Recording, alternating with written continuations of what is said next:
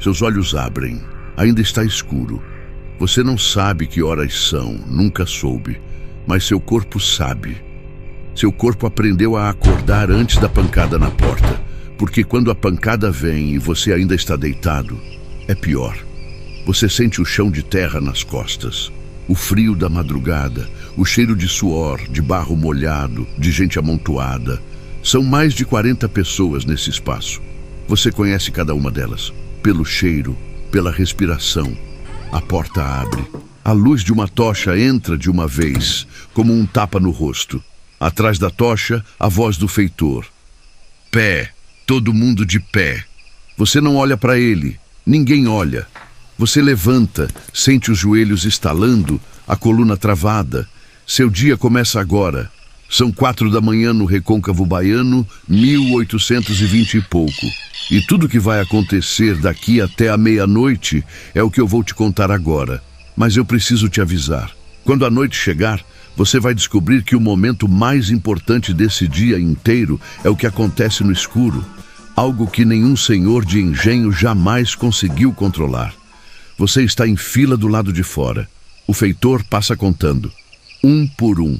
Se falta alguém, se alguém fugiu, ninguém trabalha até encontrarem.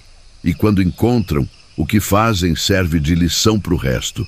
Hoje, ninguém fugiu. Todos de pé, todos em silêncio. A primeira parada é uma panela de ferro. Dentro, angu de milho. Grudento, sem sal, meio cru. Você come com as mãos, rápido, em pé. Não existe colher, não existe mesa. Existe enfiar a mão, pegar, engolir. Você come porque a próxima chance é daqui a 10 horas. 10 horas debaixo do sol cortando cana com o estômago vazio. Você já viu gente que caiu e não levantou mais? Então você come, engole e caminha. O sol nasce e a cana aparece. Imagina um oceano verde que não tem fim. E você no meio dele, descalço, com um facão que pesa mais do que seu braço aguenta.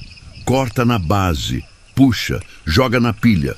Próxima, corta na base. Puxa, joga na pilha. O ritmo não é seu. O ritmo é do feitor. E o feitor tem um chicote de couro que ele carrega no ombro, como se fosse parte do corpo. Ele não precisa usar toda hora. A presença basta. Mas é aqui que eu preciso te contar algo que muda essa imagem. Enquanto você corta, você está pensando. Não no trabalho, não na dor. Você está pensando em algo que aconteceu ontem à noite na senzala. Algo que só você e mais 3 pessoas sabem. Algo que, se o feitor descobrir, não é chicote que vem. Mas isso eu vou te contar quando a noite chegar. Depois de 6 horas, a cana vai para dentro do engenho, para o lugar mais perigoso da fazenda, a moenda. 2 cilindros de madeira e ferro giram sem parar. Você empurra a cana entre eles. Não existe botão de emergência. Não existe intervalo. Você já viu o que acontece quando a mão escorrega. Um homem chamado Tomé, o mais forte da senzala. A moenda levou 3 dedos da mão esquerda. Ele voltou a trabalhar no dia seguinte, cortando cana. Porque para o senhor, ele não perdeu uma pessoa. Perdeu 3 dedos. E 3 dedos não valem o preço de um escravo novo. Isso é o que os livros descrevem em uma frase. As condições eram precárias. Uma frase limpa. Para 3 dedos do Tomé que ninguém nunca recolheu. Meio-dia. 40 graus. A pausa é de 30 minutos. Você senta debaixo de uma árvore, se tiver. E é nesse intervalo que acontece algo que o feitor não percebe. Vocês falam. Mas não em português. Em Yorubá, em Quimbundo, em Fon. Para o feitor, são sons sem sentido. Mas dentro dessas palavras, vocês estão trocando informações. Quem viu o Capitão do Mato ontem? Quantos dias faltam para a lua nova? E aquele caminho que o velho Joaquim conhece, que atravessa a mata por 3 dias e chega num lugar onde tem gente vivendo livre. Um quilombo. Tudo isso cabe dentro de uma conversa em Yorubá, debaixo de uma mangueira, sem que o feitor desconfie de nada. A pausa acaba, o apito corta o ar e vocês voltam. Quando o sol desce, são 6 da tarde. 14 horas de trabalho. Seus braços tremem. Cada passo de volta pesa como se você carregasse outra pessoa nas costas.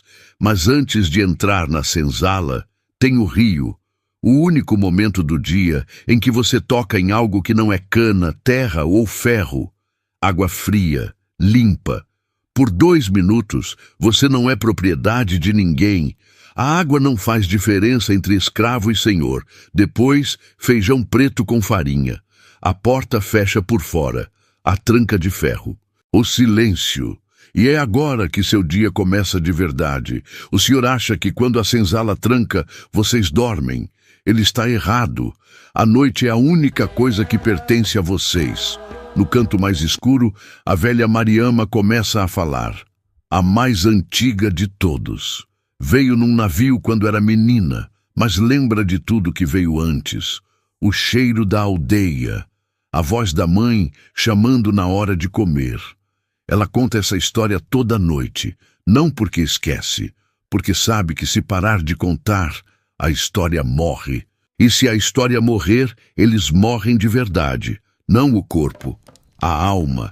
As crianças sentam ao redor, nasceram nessa senzala. Nunca viram a África, mas quando Mariama fala, elas veem. Veem gente andando livre sob o sol, sem feitor, sem chicote, sem tranca na porta. No outro canto, 3 homens em silêncio. Mas não é silêncio vazio. Estão ouvindo os passos do vigia. A distância entre uma ronda e outra.